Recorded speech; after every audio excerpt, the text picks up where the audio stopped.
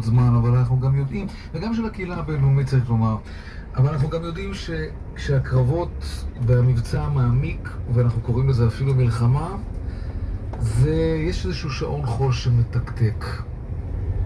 זה נכון, אבל כרגע השאר הוא מוחלט. אתה יודע שביידן מצייץ We stand with Israel, אתה יודע, זה מסר חד משמעי, אין פה תהיות או שאלות לגבי מה האור הירוק או מה המרחב פעולה שהוא נותן לישראל, זה די נרחב בצורה חד משמעית. שוב, מתישהו הערכה היא ששעון החול הזה התחיל לאזור, אבל בשלב זה כאמור האור הירוק המוחלט גם מארצות הברית וגם ממקומות נוספים. עמיחי שטרן, כתבנו המדיני, תודה.